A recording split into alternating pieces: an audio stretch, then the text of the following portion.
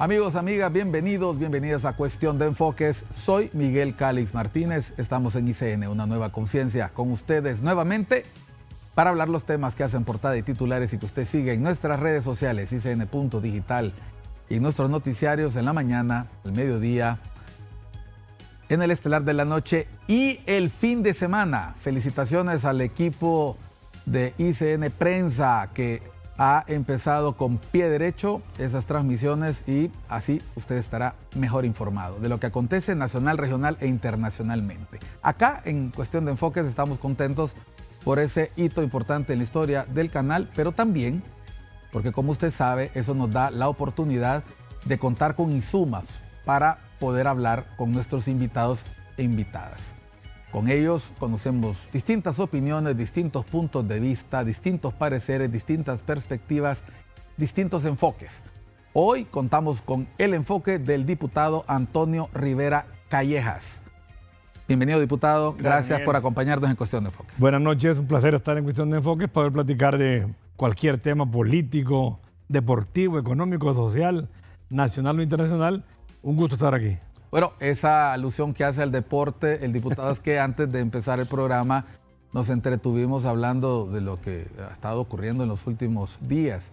Usted sabe que después de 41 años, imagínese usted, una serie mundial de béisbol que muchos de nosotros vimos cuando todavía éramos muy jóvenes, y es importante ver cómo la gente se apasiona con los clásicos en cualquier deporte, en el béisbol, en el fútbol, como ha ocurrido recientemente en el fútbol nacional. Todo el mundo sabe que el diputado Antonio Rivera Callejas es Motagua de pura cepa, ¿verdad? Y fue un buen fin de semana, podemos decir. No fue el ideal, pero pudo ser peor. Es correcto. Empatamos en el último minuto. Que sabe a nada para el Olimpia, pero sabe a mucho para el Motagua. Seguimos en segundo lugar. Sí. Pero como diría don Jonathan Roussel, que a quien la paternidad sigue, ¿verdad? O sea, no, lastimosamente. Lastimosamente. Pero vamos a hablar de política, vamos a hablar de varios temas. El diputado Antonio Rivera Callejas, aparte de ser un diputado de mucha experiencia y con un largo historial, bueno, los pañales del diputado Rivera Callejas decían política por un lado y decían deporte por el otro, ¿verdad? Y va a ser un programa en el que vamos a tratar de combinar esa pasión por el deporte y por la política para jugar un poco con lo que está ocurriendo en el país. A veces no es bueno tomarse tan en serio todo porque si no uno sufre.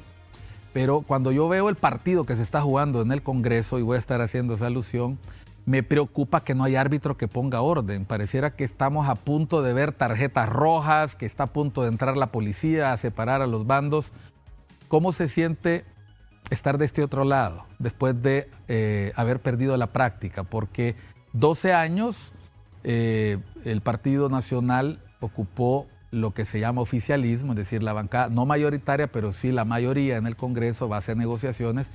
Antes de eso, el Partido Nacional sabía jugar en la llanura, pero después de 12 años como que hay que volver a sacar la fibra. ¿Cómo está ese ambiente? ¿Realmente es posible en lo que resta de esta y la próxima legislatura recuperar la gobernabilidad del Congreso? Es una muy buena pregunta y no tengo la respuesta. O si la tengo en este momento preciso, sería pesimista. Yo creo que, haciendo alusión al deporte, creo que este partido en el Congreso empezó mal. Empezó con un presidente que salió electo con 44 votos de 128. Salió electo con una patada voladora. Y con la banca. Y con la banca, con los suplentes, exactamente. Desde ahí comenzó mal. Además de ello, el pueblo hondureño le dio un respaldo mayoritario a don Xiomara en el Poder Ejecutivo. Nos ganaron por más de 500,000 votos. Es una votación histórica. Histórica. Sin embargo, en el Congreso no le dio esa mayoría. Apenas le dio 50 diputados a Libre y 44 a nosotros. Que perdimos uno en el transcurso del tiempo y nos quedamos con 43. Pero no le dio 60, no le dio 58, no le dio 75, le dio 50. Junto al PSH, junto a la Democracia Cristiana, llegaban a 61. Y la falta de visión y de liderazgo al que pusieron ilegalmente el presidente del Congreso no lo hizo construir puentes con las diferentes bancadas. Toño, han tenido oportunidad, y voy a decirle Toño porque... Sí, claro.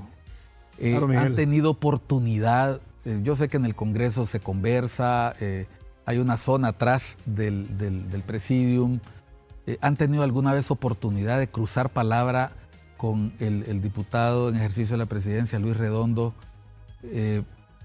¿Ha buscado él en algún momento ese consejo de gente que tiene más experiencia? Porque él después de 3 periodos la tiene, pero para poder llevar este barco con un timón más firme o sencillamente no busca ese apoyo. Sí han habido diálogos, sí han habido pláticas. Yo le he aconsejado muchísimas veces, Luis, convoque a jefes de bancada. Antes de la sesión, convoque, que de ahí puede sacar algo. Sin embargo, vaya, el último caso es el más patético, el de la semana pasada. Él llama a una comisión del Partido Nacional para que ya no sigamos en protesta legislativa por la moción de interpelación al general Roosevelt. Esa es una buena señal, llamar a una comisión. El lunes hubo protesta, el martes hubo una protesta y hasta el miércoles llamó, pero llamó. Es una muy buena señal. Inclusive, me recuerdo que el jefe de bancada Zambrano, Tomás, me dice, Toño, acompañala a la comisión. Tommy, no quiero ir, fíjate, le digo. No, lleva a otros diputados, no quiero ir. Fue ¿Presentimiento que algo iba a salir mal? Fue un presentimiento creo que tuve yo, que fue Tommy, fue Jorge Zelaya, fue Johanna, fue Licicano, y no me recuerdo quién es más. Salieron de ahí y todo bonito. Bueno, es más, el diputado Redondo dijo públicamente, hemos llegado a consensos. Buena noticia, ¿no? Le voy a dar la palabra en estos momentos al diputado, muy buena noticia, a don Tomás Zambrano para que explique y al final de la sesión a Jorge Zelaya para que presente la moción. Pasa la sesión, yo hablo inclusive en uno de los temas del convenio aéreo Honduras-España, que era bueno para Honduras, y de repente suspende la sesión. La famosa llamada. La famosa llamada, suspende la sesión por emergencia y todos quedamos asustados. ¿Qué pasó?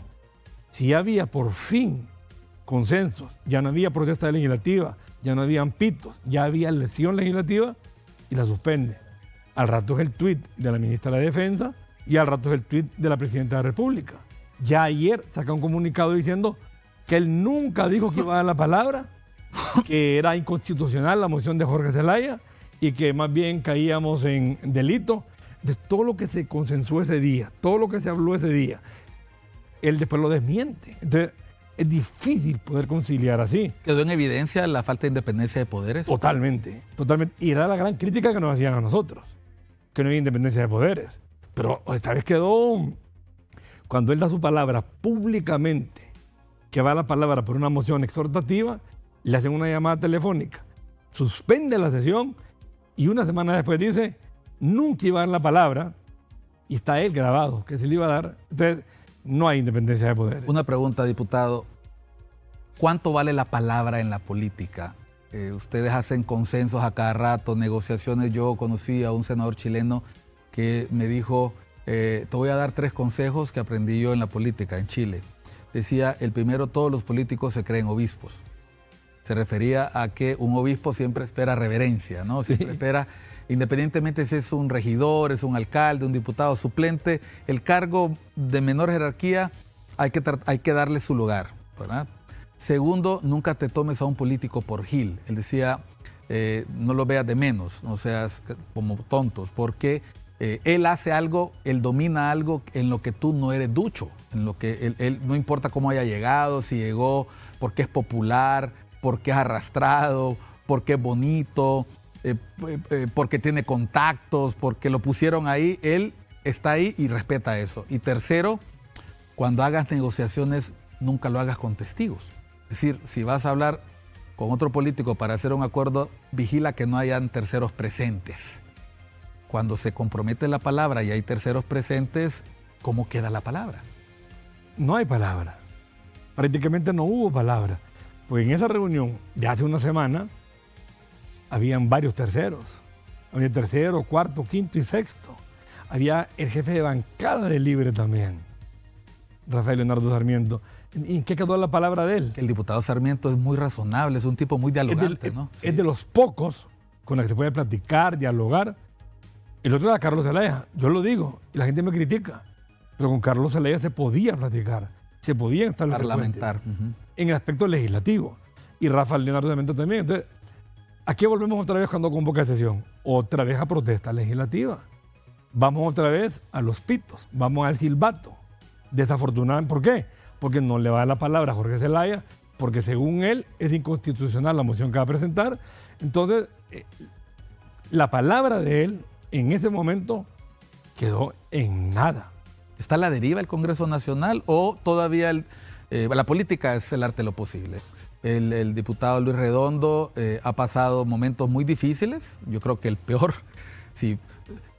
es el de la instalación del Congreso y la votación, pero también el de la instalación de la comisión permanente, que fue un momento muy, muy álgido. Creo que no ha habido un momento más complicado, hubo sangre. Bueno, Miguel, este jueves se cumplió un año de que me dieron ese botellazo. ¿Cuántos puntos fueron? No, fueron 7 puntos nada más, pero por dentro me salieron 2 hematomas subdurales. Uno de 16 milímetros y uno de 13 milímetros. Fue una botella de agua, ¿no? Una botella. Gracias a Dios y a los médicos en Estados Unidos me hicieron una embolización de la arteria meningea medial. He aprendido medicina. Ajá. Y ya hoy el hematoma que medía de 16 mililitros solo mide 2 y el que medía 13 mide 1.8. O sea, estoy bien, gracias a Dios. Pero nombró una comisión permanente para elegir al fiscal. 9 diputados tomaron la palabra por 128 y eligieron un fiscal que después sí ya obtuvo los votos. Cuando había bipartidismo, creo yo que había más compromiso de palabra. Ahora que este partido o más partidos y con la gente esta del Libre, es difícil confiar en ellos, muy pero muy difícil. Y yo digo que la política es la ciencia de lo incierto. No sabemos qué va a pasar mañana. Sin embargo, el poder conciliar con el poder legislativo en estos momentos de cara a una inscripción de movimientos, ya pronto, el 9 de noviembre, aunque nosotros vamos a inscribirnos antes como movimiento interno del partido, es complicado. Es complicado por la forma de ser de algunos diputados del Libre y sobre todo quien dirige las sesiones.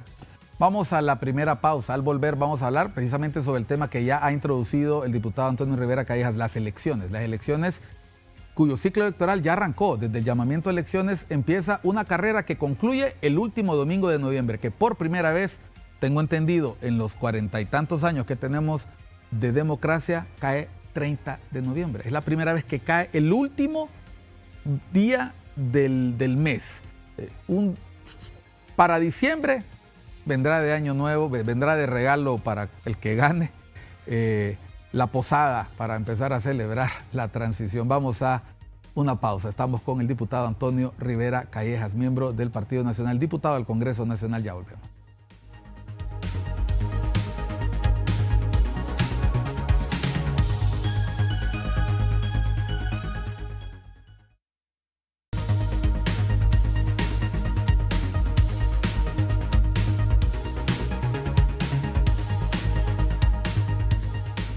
Continuamos en Cuestión de Enfoques. Estamos con el diputado Antonio Rivera Callejas, miembro de la bancada del Partido Nacional y desde ya, creo yo, aspirante a precandidato a diputado para la próxima legislatura. ¿Qué come que adivina, Miguel? Pues sí, o sea, de la política, y la verdad es que la gente no debe de asustarse en eso ahora que vienen las elecciones norteamericanas.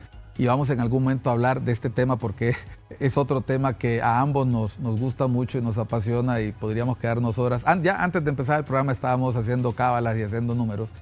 Vienen las elecciones primarias. El único partido donde no habrá competencia interna, aunque haya candidatos, precandidatos inscritos, es Libertad y Refundación. O sea, efectivamente. Libertad y Refundación Símenes por ser raza. siempre han tenido un candidato fuerte. Siempre ha sido, bueno, Libre pasa a la historia posiblemente como el único partido que ha tenido solo precandidatas únicas en su historia reciente. Correcto. La presidente Castro fue precandidata única para las elecciones del 2013, para 2012 primarias, para las primarias del 2017 y para el 2021.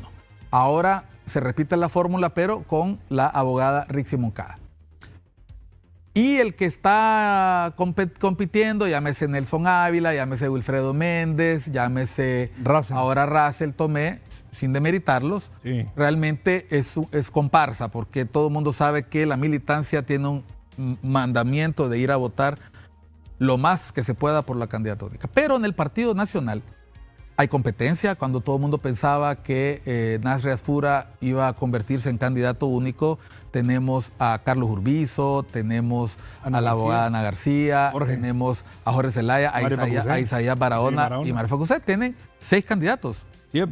Eso es. Y en el caso del Partido Liberal, cuando todo el mundo pensaba que nadie iba a atreverse a dar el paso al frente, lo hace primero la abogada Maribel Espinosa y luego empieza a mencionarse globos sondas, que si Eduardo Maldonado, que si Marlon Lara, y finalmente la sorpresa, Jorge Cálix es expulsado de Libertad y Refundación, vuelve al Partido Liberal, Salvador Narrala abandona las filas del PSH, va al Partido Liberal y también tienen otros precandidatos, que es Luis Zelaya. Hay competencia, eso garantiza que el pueblo hondureño va a tener de dónde escoger, obviamente a partir de su corazón. ¿Qué tan cierto es que las elecciones primarias podrían estar en riesgo o no hay ningún motivo para preocuparnos después de que finalmente el Consejo Nacional Electoral se instala y ya parece que están trabajando de común acuerdo los consejeros? Es más, creo que mañana adjudican el TREP. Creo que mañana es la fecha fatal. Yo sí creo que vamos a ir a primarias. Yo presenté un proyecto de ley para adelantarlas a como era antes, un año antes. Noviembre. Pero nunca, ni siquiera se discutió, mucho menos fue al Pleno. ¿Por qué quería adelantar yo las elecciones para noviembre? Para que ya hubiesen candidatos tempranamente y no haya una fantasma ahí en el año de las elecciones sobre una constituyente o algo más.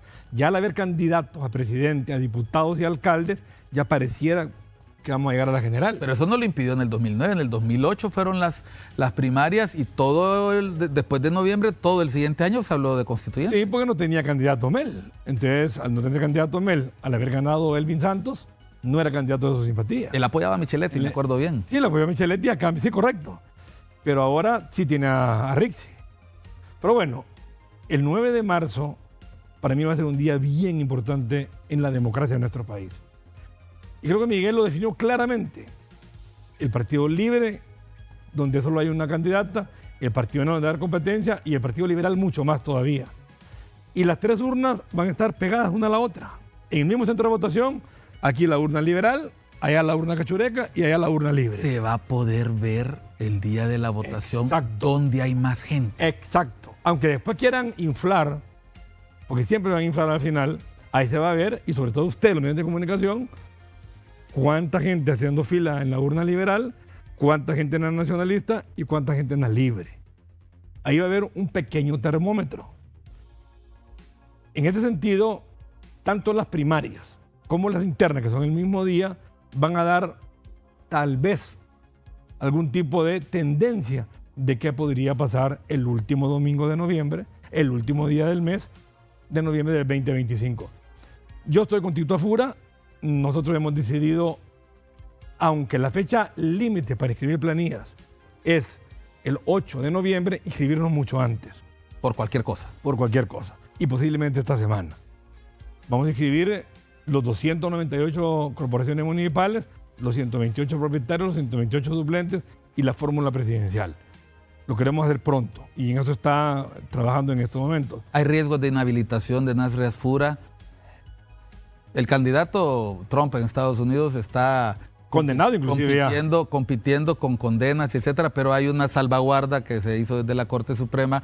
Aquí, por eso preguntaba, ¿están en riesgo los partidos? Porque el Partido Nacional en algún momento tuvo dificultades para inscribir al candidato Ricardo Maduro y Luis Cosenza compitió por él. El Partido Liberal tuvo exactamente un problema similar con Mauricio Villeda y eso no les impidió competir en las generales. ¿El Partido Nacional tiene plan B? Yo creo que sí, el movimiento de Tito Afura tiene un plan B, sin embargo, el próximo lunes, 4 de noviembre, que va a ser la primera audiencia en el caso de Tito, yo creo que debería salir bien Y aquí es bueno explicar esto. ¿Por los informes del Tribunal Superior de Cuentas? No. ¿Por la auditoría? Porque ya hubo un antejuicio. Por el informe del Tribunal Superior de Cuentas también, porque ya hubo un juicio de privación de dominio y porque ya hubo un recurso de amparo. Pero vamos, y es buena esa pregunta. ¿Qué pasa si el juez, el 4, el 5 o el 6 de noviembre, el lunes, martes o miércoles de la próxima semana, le dicta auto de formal procesamiento? Y esto quiero dejarlo bien claro para la audiencia. Eso no significa que es culpable. Eso significa que va a juicio, que hay suficientes pruebas o indicios para ir a juicio. Si le dan sobreseimiento provisional definitivo, es que no hay motivo para ir a juicio. Pero mucha gente en Honduras tiende a confundir que el auto de formal procesamiento ya es culpable. No. Nada. Es la famosa condena mediática. Que esa pesa lastimosamente. Entonces significa que tiene auto de formal procesamiento, si se lo da el juez, es que va a ir a juicio, un juicio que puede durar hasta 2 años. Entonces hay algunos, porque ya se ha platicado esto, en algunos pasivos legislativos u otros, que dicen que con el auto de formal procesamiento ya está inhabilitado. Yo he estado leyendo la ley electoral, trabajé en la construcción de la ley electoral y Tito debería estar inscrito por el CNE. Pero realmente al final, aproximadamente como el 20 de noviembre, cuando el CNE diga qué movimientos cumplen y quiénes no cumplen, ahí no va a ser una decisión jurídica, va a ser una decisión política. La magistrada o consejera José López va a decir, me imagino yo, basada en derecho, que sí puede participar. El magistrado o consejero Marlon Ochoa va a decir que no puede participar. Y todo va a caer en la designada co-consejera o magistrada Ana Paola Hall. Cualquier decisión que ellos hagan, me imagino que se van a ir a apelación al Tribunal de Justicia Electoral y después en recurso de amparo a la Sala Constitucional. O sea que esto no es pronto. Sin embargo, yo sí creo que Tito va a ser inscrito, en mi opinión. No creo que el Poder Ejecutivo quiera más crisis de las que ya tiene.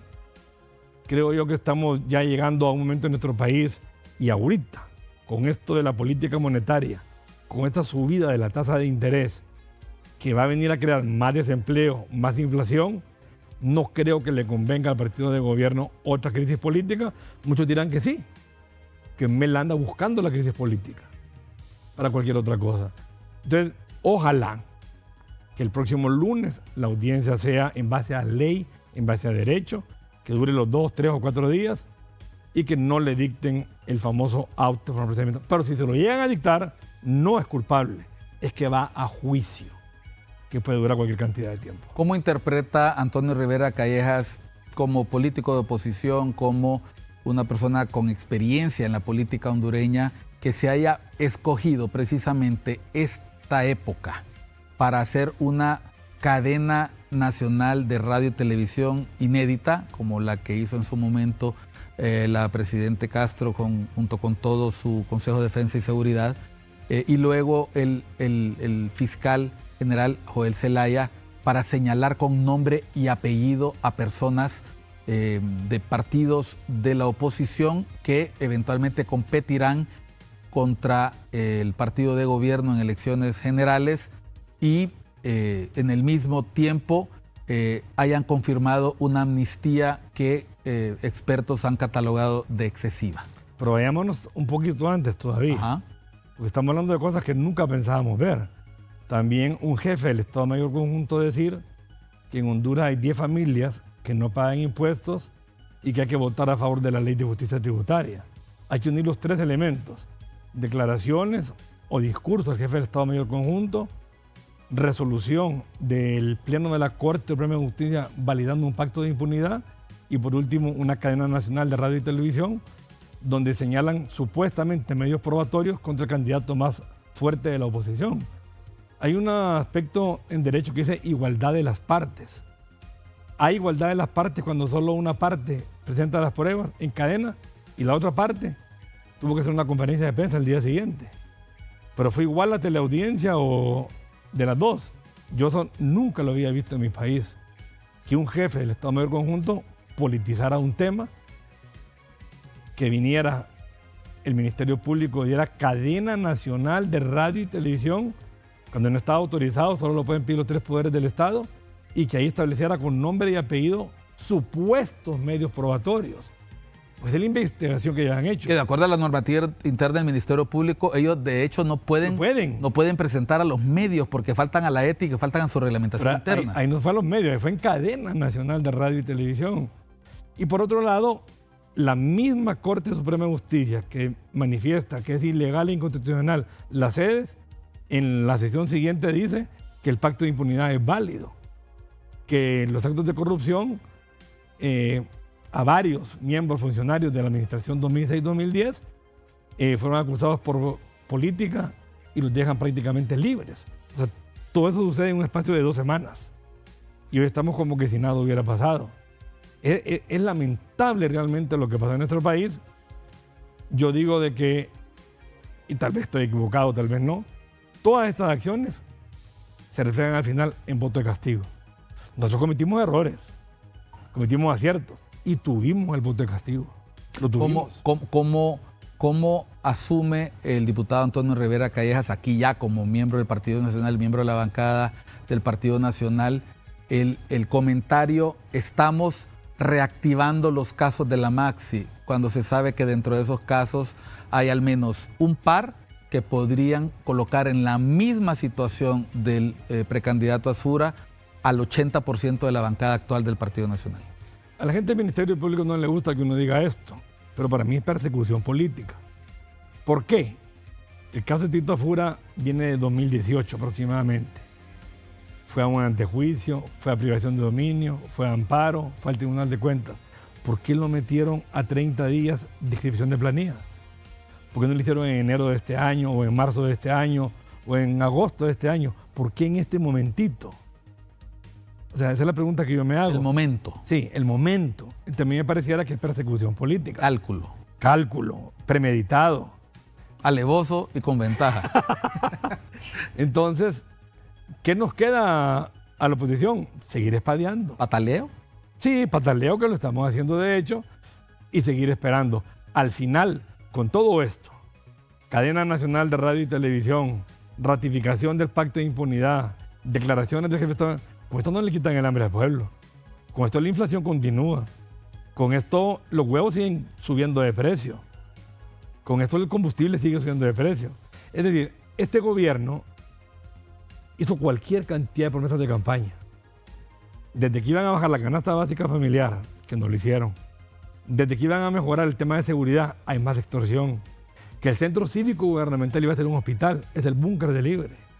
Que iban a vender el avión presidencial, etcétera, etcétera, etcétera. Eso no se le olvida al pueblo. Hay distractores. Requerimiento fiscal contra Tito Afura, el jefe del Estado Mayor Conjunto dice que hay que apoyar la ley de justicia tributaria, ratifican el pacto de impunidad, vienen más requerimientos fiscales, son bonitos distractores, pero eso no hacen que el pueblo olvide las promesas de campaña. Vamos a pausa. Promesas de campaña. ¿Cómo se hace esto dentro y fuera de Honduras? ¿Qué representa la actual relación de país con Estados Unidos? ¿Cómo puede cambiar a partir de las elecciones? Vamos a hablar sobre eso con el diputado Antonio Rivera Callejas al volver de unos mensajes a Cuestión de Enfoques. No nos cambie.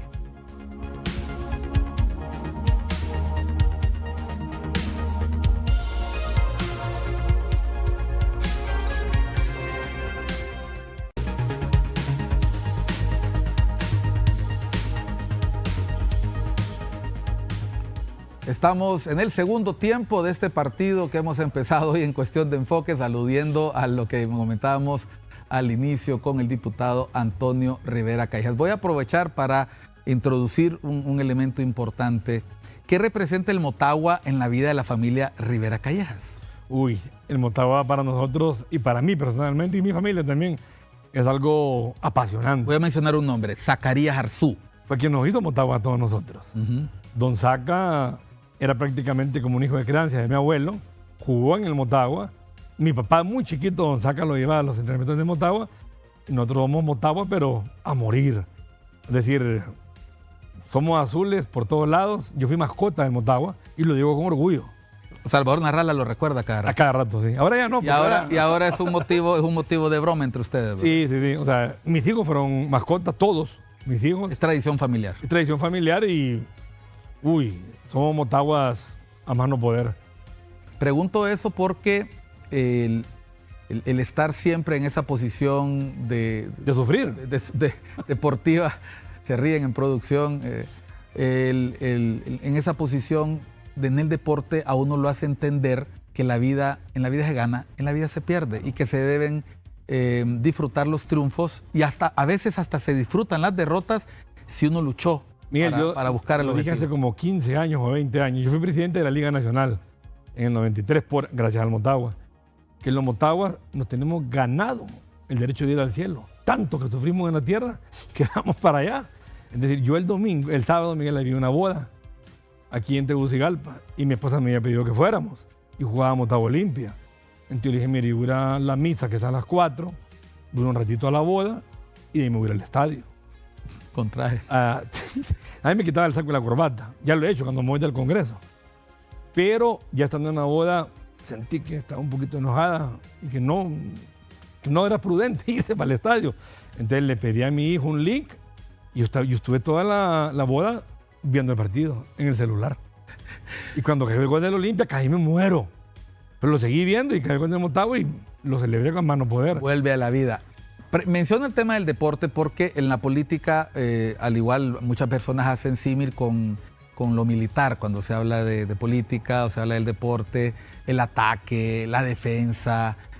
Hay personas que en los últimos días del Partido Libertad de Refundación han hecho alusión incluso a jugadas de ajedrez, enroque, que sí, primera... O sea, a mí particularmente me ha entretenido mucho porque uno encuentra un motivo por el cual bromear. Le metieron gol olímpico. Por ejemplo, con el tema de la comisión permanente o el nombramiento de la abogada Rixi Moncada. Por cierto, a propósito del nombramiento de la abogada Rixi Moncada, el decreto ejecutivo que le da la potestad, obviamente bajo argumentos de seguridad nacional, a la ministra, a la secretaria de Estado Rixi Moncada para hacer compras directas.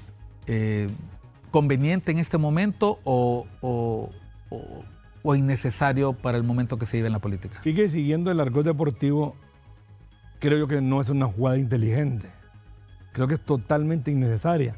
Siendo ella la candidata a la presidencia de la República, porque es la candidata del partido de gobierno, y siendo ellos los que más critican supuestamente la corrupción, no le conviene a ella, aunque no estoy dudando de... No es jugada de tacón, no es nada, no es ni jugada de tacón, ni es un tiro libre de 40 ni sombrerito. metros, ni sombrerito, o sea, no, nada que ver. Creo yo que es una jugada más bien mala. ¿Gol con la mano? Sí, como el de Maradona. Es una amonestación, hacia una jugada brusca. No hay necesidad. Es decir, esa cantidad que va a manejar ella con contrataciones directas no le luce, no le conviene políticamente hablando. Que va a estar revestida de poca transparencia, independientemente de la trayectoria que tiene la abogada Rixi Moncada. Se va a alegar siempre aspectos de seguridad nacional a la hora de es correcto, saber. Así es. Bueno, ya compraron, y además justificado. Ya compraron unos helicópteros y ya hicieron, no en la administración de ella, y no estoy diciendo que lo hicieron malamente, lo que digo es por qué hacerlo, por qué compra directa y con ese monto, y siempre va a haber necesidad, supuestamente. Yo creo que no es una jugada inteligente, como tampoco creo que ponerla de ministra de Defensa tampoco lo fue. Ya había renunciado ella de secretaria de Estado en el despacho de Finanzas, ya la presidenta había dicho que su gobierno no podían politizarlo, y ¿qué ha ganado siendo secretaria de Estado en el despacho de Defensa? El diputado Redondo ha dicho que no hay fundamentación legal para interpelar al jefe del Estado Mayor Conjunto, pero sí lo hay para interpelar a la secretaria de Defensa. Claro, y si usted puede interpelar a la secretaria de Defensa, que está por encima del jefe del Estado Mayor Conjunto, si puede lo más, puede lo menos. Pero las palabras del diputado Redondo no son última palabra. Es decir, él no es abogado. Y si algún abogado le sugirió a él que nosotros vamos a caer en delito constitucional al interpelar al jefe de Estado Mayor Conjunto, que nos deje a nosotros hacerlo. Él no puede hablar por los 128 diputados. Cada diputado es grandecito, cada diputado es mayor, cada diputado sabe cómo vota, sabe cómo no vota, que deje que el Pleno decida. Si él cree que está cometiendo un ilícito, pues que nos lleven allá los correspondientes. El jefe del Estado Mayor Conjunto ha dicho en las últimas horas, en los últimos días, que no hay nada malo en lo que él hizo. al haber hecho esa declaración. Si no hay nada malo en lo que dijo, ¿sería un problema que fuera al Congreso a argumentar a favor de esa postura? No sería ningún problema. Es decir, ¿Sería un mal antecedente? Yo diría que no. Es decir, ya que hegemonía militar ya desapareció en nuestro país. Hoy el jefe de Estado Mayor Conjunto tiene una jefa. 2, la ministra de Defensa y la presidenta de la República. Él dijo de que se debería aprobar la ley de justicia tributaria. Es una decisión del legislativo. Exacto. Por lo tanto, es una decisión política. Exacto. ¿Y qué son las Fuerzas Armadas? Apolíticas, no deliberantes. Bueno, entonces ahí está. ¿Y por qué no se metió un tema de seguridad? ¿Por qué no dijo, no me gustaría quitar el tratado de extradición? Mejor dejen sin valor y efecto esa denuncia. Y sigamos con el tratado de extradición, que es un tema de seguridad. Pero hubiera sido política si la presidenta asume que esa es una decisión política que le compete solo a ella. Podría ser un tema político. Lo importante es no hablar, entonces. Exacto. Pero es que dice, no deliberantes. Yo nunca escuché ni siquiera a Romeo Vázquez, a otros más que no voy a mencionar, meterse en temas estrictamente políticos. Pero yo creo que no nos van a dar la palabra, desafortunadamente, y creo que al final no se va a interpelar al general Roosevelt y todo va a continuar como que si nada haya pasado. O sea, 0 tarjeta amarilla, 0 tarjeta roja. Nada. La tarjeta amarilla fue mediática. Creo que no vuelve a dar declaraciones. Aunque ella dijo ahorita, creo que dijo macho que respinga y chimadura tiene. Aunque no sé si lo sacaron de contexto o no. Pero lo importante es que él y todas las Fuerzas Armadas de Honduras no tengan elecciones. Eso es lo más importante. En la última semana, la embajadora Laura Dogu tuvo un ameno encuentro con la familia presidencial. Y digo la familia presidencial porque trascendieron fotos donde se encontraba la suegra de la presidenta, se encontraba el coordinador general, expresidente Zelaya, y se encontraba la presidenta de la Corte, y vimos también al secretario privado, bueno, familia, porque al final todos están parece que fue en Olancho la foto. Fue en Olancho. Y se miraba una reunión muy amena, como deben ser las reuniones diplomáticas. Claro. Las elecciones norteamericanas están a la vuelta de la esquina. Dentro de 10 días, y digo 10 porque ya hemos estado en las elecciones norteamericanas esperando 2 días a que se sepa, bueno, hasta un mes, esperando que se sepa quién ganó, el gobierno sabrá con quién se tiene que ver la cara los próximos 4 años. ¿Hay alguno de esos dos partidos que le convenga más a la actual administración, o por la forma en que han llevado sus relaciones, cualquiera que gane igual tendrán que hacer un importante trabajo político? Yo creo, Miguel, que este gobierno solamente va a ver el próximo gobierno en Estados Unidos por 11 meses, porque no van a seguir siendo gobierno, van a perder las elecciones. O sea, hoy Antonio Rivera Callejas dice, me acuerdo que una vez hizo lo mismo Celín Discoa y lo dibujaron con una bola. Sí, pusieron un gorro con estrella, ¿verdad? Me recuerdo. Hoy Antonio Rivera Callejas dice, el 30 de noviembre pierde libre. No me cabe la menor duda. No sé quién va a ganar, pero pierde libre. No hay forma. No hay forma. Otra promesa incumplida fue la famosa traída de la Sisi. Tampoco vino. ¿No viene la Sisi? No viene. También vuelvo a predecir también, pero no como Celín. No viene. Con la ratificación del pacto de impunidad, imposible que venga. Ya pasaron unos 1000 días. No va a mandar la ONU. Yo creo que la política exterior de Estados Unidos casi siempre es la misma. Gana el Partido Republicano o Demócrata para Latinoamérica y para el Triángulo Norte. Sin embargo, un gane de Trump y con un secretario de Estado como Marco Rubio o cualquiera de esas naturalezas... ¿Qué es lo que se ve venir en este Pareciera. Creo que sí va a influir en que este gobierno quiera hacer algo con las elecciones. Es más fuerte el Partido Republicano en la política exterior que el Partido Demócrata, que yo creo que puede ser taparse los ojos. Creo yo. Como lo hicieron en el 2009. Exacto. Y tengo que decirlo. Aquí estuvo Hillary en San Pedro Sula días antes de... Le hicieron un desplante. Sí, le hicieron un desplante, pero... Sin medir las consecuencias de ese desplante. Sí. Bueno, ahorita mandaron a Kamala Harris a la toma de posesión de doña Xiomara. Y también vino Tim Kaine a dar un empujoncito para que dejaran a Roosevelt. Correcto, exacto. Alguna razón debe haber. Yo sí creo que para Honduras como tal, como país, gane Kamala Harris o gane Trump es casi lo mismo. Sin embargo, no es lo mismo porque hay una facción del Partido Republicano, Marco Rubio, María Elvira Salazar, Carlos Jiménez, el embajador Trujillo y otros que no les gusta Nicaragua, Venezuela, Cuba. Tienen entre ceja y ceja a este gobierno como lo tenía la congresista Gloria Torres, creo que se llamaba. Sí, Norma Torres al gobierno de Juan Orlando. Solo que ella era congresista de California y este congresista de la Florida. Igualito. Hasta en eso la gente compara. Entonces, las elecciones en Estados Unidos en una semana van a ser cruciales para Estados Unidos, para el mundo y en mi opinión particular también para Honduras. ¿Está preparado este gobierno en términos de los desafíos en materia migratoria, temas comerciales y no digamos ya geoestratégicos para las relaciones con los Estados Unidos o hemos encontrado en algún momento en el transcurso de los 3 años distintos discursos, cambio de postura, imprecisión? ¿Cuál ha sido el sello de la relación en política exterior con los Estados Unidos en estos 3 años y cómo debería o podría cambiar dependiendo de quién gane las elecciones? Es que es una relación bien inestable. Tienen un lobista contratado, ex embajador de Honduras, y que está allá para hacer lobby a favor del gobierno. Pero por un lado sale en un momento determinado el canciller diciéndole injerencista a la embajadora y después salen en una foto muy amables todos, y que es bueno, Entonces, por un lado, vi a don Manuel Zelaya Rosales reunido la semana pasada con la embajadora Dogo y ayer o antier emitió un comunicado en contra del imperialismo, que el imperialismo había causado lo de Evo Morales.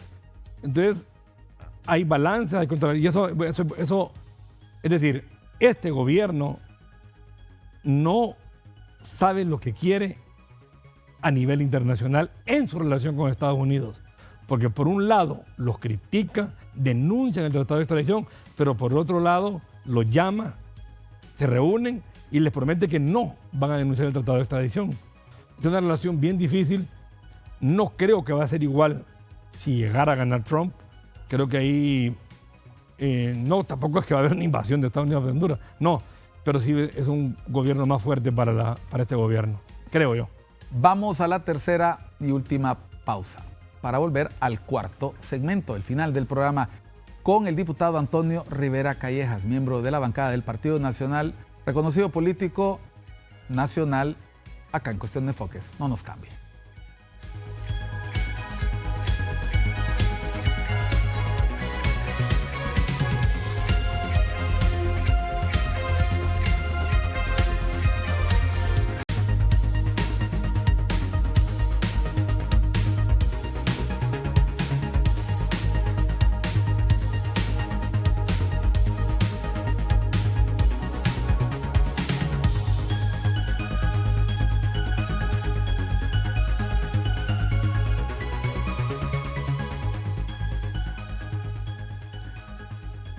Entramos en el segmento final de Cuestión de Enfoques. Estamos con el diputado Antonio Rivera Callejas. Hemos hablado de la situación del Congreso Nacional. Hemos hablado de la perspectiva para las elecciones primarias, cómo se preparan los partidos. Hemos hablado sobre la relación con los Estados Unidos. Nos hemos atrevido a hablar incluso de fútbol y vamos a hablar en el último segmento. Vamos a tratar de hacer un resumen de lo que estamos hablando. Elecciones 30 de noviembre. Predicción hizo Antonio Rivera Callejas, no va a venir la Sisi, también no gana libre no gana. ¿Quién podría? Sabemos que el que se mete a pronosticador, a leer el futuro puede salir chamuscado, pero desde la mirada crítica, los Rivera, aquí se voy a decir los Rivera Callejas son famosos porque Chano se dedica también a este tema de las encuestas, seguro lo han platicado. ¿Qué es lo más probable que creen ustedes va a ocurrir el próximo martes en Estados Unidos? Es bien difícil pronosticar. ¿Por qué? Porque las encuestas están demasiado reñidas. Es decir, los 7 estados que definen. Los otros 43 estados ya definieron si no hay ninguna sorpresa. En el oeste, Nevada y Arizona están a 1 punto o a 2 puntos. En el sur, Georgia y Carolina del Norte. Y en el norte, Michigan, Wisconsin y Pensilvania. En los 7 estados que definen, hay la diferencia. Debajo de 1 punto, excepto Georgia, que está arriba de 2. Exactamente. Entonces, pareciera que el momentum está con Trump. Pareciera. Porque le ha dado vuelta. Hace poco estaba abajo 2 puntos, hoy está arriba 1 punto. Caballo que alcanza gana. Eso es lo que se dice. Yo no me atrevo a pronosticar quién va a ganar. Sí creo que va a ser una elección sumamente reñida. Y el estado de Pensilvania va a ser clave. Va a ser el que decide. Quien gane Pensilvania ganará la elección. Sí. El voto latino en Arizona y Nevada va a ser fundamental. El voto afrodescendiente en Georgia y Carolina del Norte va a ser fundamental. El voto por correo se ha duplicado en esta elección. Se ha duplicado y el voto presencial también. Ya al día de hoy han votado 40 millones de personas. Ya votaron 40 millones. Y las elecciones anticipadas. Entonces, el voto temprano o anticipado es difícil de poder pronosticar. Hoy vi un análisis de Mark Penn, un estratega demócrata que estaba con Bill Clinton, decir que pareciera que Trump está cerrando la campaña divirtiéndose. Va a McDonald's, va al Madison Square Garden y Kamala está teniendo la campaña enojada. Dientes apretados. Dientes apretados, diciéndole a Trump fascista, diciéndole a Trump Hitler. Entonces pareciera que hay un contraste de emociones en la última semana. No, yo no me atrevo a decir quién va a ganar. Pareciera que el momentum está para la campaña Trump-J.D. Vance. Recuerde que ese día también se eligen el Senado, el Congreso, gobernadores y consultas ciudadanas. Hay cualquier cantidad de consultas ciudadanas. Entonces va a ser un martes interesantísimo el próximo martes. Y como bien lo decís, Miguel, puede durar miércoles, jueves, viernes y tal vez un poquito más. Por lo cerrada que está. Por lo cerrado que pueda estar, por los votos que vienen del extranjero. Y ojalá que no sea como una elección Bush-Gore, que nos tuvieron 1 mes. Hasta la Corte Suprema tuvieron que llegar. Ojalá que se pueda definir pronto y que gane quien tenga más votos electorales. ¿Qué podemos aprender en Honduras de las elecciones norteamericanas y qué no deberíamos de hacer como las elecciones norteamericanas? A mí me encantaría, por ejemplo, el voto temprano, pero no sé si estamos preparados en nuestro país con la tecnología. Yo no sé si la gente votaría y le andaría contando a todo el mundo por quién votó. No solo eso, sino que haya votado hoy y que quiere votar el domingo otra vez. ese es mi temor. Ajá. No, yo creo que lo voto en el extranjero también es algo que tienen los norteamericanos. Sí, lo tienen, sí. Lo tienen. Nosotros hemos querido implementarlo y ha sido imposible. Votan 3.000, 4.000, 5.000 hondureños en todo Estados Unidos. A mí me contaban del Registro Nacional de las Personas que por el efecto del nuevo DNI y la tecnología ha aumentado la cantidad de gente que se ha enrolado, pero que todavía el costo por voto sería bastante alto. Pero aún así ponemos urnas y todo en Estados Unidos. ¿Qué es lo que debemos de aprender? No lo sé realmente, porque esta campaña ya también ha sido de odio, también ha sido personal. Porque el que pierde también dice que le quitaron la elección. Bueno, la última vez Trump, es más, una insurrección ahí el 6 de enero, ahí frente al Capitolio. Ahí va a terminar la campaña Kamala, ahí cierra su campaña, ahí, para recordarle al electorado que... Un símbolo de lo que quiso hacer Trump. Ajá. Y Trump terminó ayer prácticamente en el Madison Square Garden, que la gente dice, ¿por qué fue a Nueva York? Si Nueva York está 20 puntos abajo, es un estado demócrata, progresista, liberal. No, él quiere hacerle un lugar emblemático y se va a dirigir a todo el país.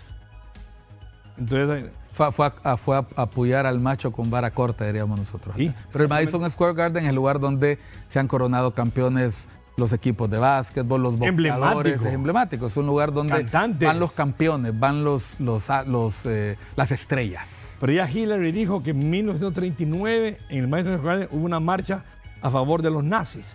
De que por eso Trump lo quería hacer ahí. O sea, yo creo que el ir a votar es un derecho ciudadano, pero debe ser un motivo de orgullo. Y tenemos mucho que aprender en Estados Unidos y también cosas que no debemos de seguir allá. En este Congreso en Estados Unidos tuvieron serios problemas para ponerse de acuerdo. Recuerdo que le costó a los republicanos, incluso perdieron el speaker, la persona que dirige el Congreso. 3 veces cambiaron el speaker. Exactamente. Es decir, ¿es la señal de la polarización de los tiempos? Lo que está viviendo el Congreso de Honduras, lo hemos visto en España, lo hemos visto en México, lo hemos visto en Estados Unidos. es una señal de los tiempos, es una señal de lo que pueden influir las redes sociales, las nuevas elecciones. Yo creería que sí, Miguel, pero fíjate que yo también me hacía la pregunta el otro día, pero en Costa Rica no llegó esa polarización, ni a El Salvador. Pero ya no están los partidos tradicionales, hay nuevas fuerzas políticas en los dos países. Eso sí. Outsiders. Eso sí. Bueno, en México le ganaron a los dos partidos que se unieron. Bueno, desapareció el PRD. Entonces, Estados Unidos está polarizado. Fíjate que entre los hombres gana Trump 52-42, le saca 10 puntos a Kamala. Y entre las mujeres gana Kamala 52-42. Las razones son obvias, creo, ¿no? Sí, pero ¿cómo está? Hasta en género está dividido. Es realmente increíble. Y aquí en Honduras yo creo que no nos recuperamos del 2009. Ya pasaron 15 años y sigue esa... ¿Cuál podría ser la forma? Porque la presidenta Castro anunció que iba a hacer reconciliación, pero ella misma en su discurso, algunos de sus funcionarios, y lo mismo pasa con algunos diputados en la oposición, particularmente del Partido Liberal, que pasan recordando que dónde está la causa de sus desgracias, ¿no? Entonces, ¿cómo superar la polarización cuando el discurso sigue con el chip atrasado? Es una muy buena pregunta y no sé la respuesta, sinceramente. Cuando doña Xiomara en campaña dice, yo voy a reconciliar a Honduras, voy a ser presidenta de todos los hondureños. Ese es su rol. Ese es su rol, exacto. Es nuestra presidenta, pero, la presidenta de Toño y mía, aunque no hayan votado la gente por ella, ¿no? Correcto. Pero ese discurso, antes de tomar posesión ella, va a los bajos del Palacio Legislativo y dice, no puede llegar Jorge Cali a ser presidente del Congreso, hay que apoyar a Luis Redondo, sea lo que sea, y llevar los colectivos. O sea, ni había tomado posesión, tomaba posesión 2 días después y ya estaba polarizando el país. Es difícil. Ojalá que Tito Afura, si logra ser presidente de nuestro país, entre con ese mensaje conciliador. Tito es diferente, pero que no solamente sea un eslogan, sino una práctica, y que eso logre unir. Porque mire, ya son 15 años de estar en esto, por el golpe de Estado, por la sucesión constitucional, por el golpe al poder legislativo, como quiera llamarle. Pero seguimos divididos, o peor que el 2009. ¿Qué pasos deberían darse ya desde este Congreso, si se pudiera, o desde la oposición, para avenir a las partes? Va a ser difícil con las elecciones. Después de las elecciones, ¿qué tipo de líder o lideresa necesita el país después de 30 de noviembre de 2025? ¿Cuál debería ser el discurso? Para mí hay dos aspectos. Uno, que sean elecciones libres y transparentes y que quien pierda que lo acepte, que lo admita, que no tengamos un diciembre en las calles. Como lo hizo Afura, que fue a saludar a los 3 días. A los 3 días a la presidenta Castro. Exacto, algo así. Y dos, que sea un gobierno de integración nacional sin sectarismo. Yo sé que es difícil, pero que lleve ahí gente de la oposición, que dé secretarías de Estado, que no haya tanto despido, y que ya no polarice. Es difícil, pero yo creo que Tito Afura lo puede hacer. ¿Mensaje final? No, agradecerte, Miguel, a ti, a ICN, a Enfoques. Es un placer haber estado aquí. Ojalá que me inviten próximamente para poder hablar del Motagua, del Ciclón Azul, de la política nacional, internacional y de todo lo que va a pasar lastimosamente o afortunadamente en los próximos días. Bueno, gracias, gracias diputado Miguel. Rivera, gracias Toño, gracias a ustedes que han estado pendientes de la señal de Cuestión de Enfoques y de ICN. Recuerde, el programa se repite a las 8 de la mañana. Soy Miguel Cáliz Martínez. Siga con la señal de ICN, una nueva conciencia.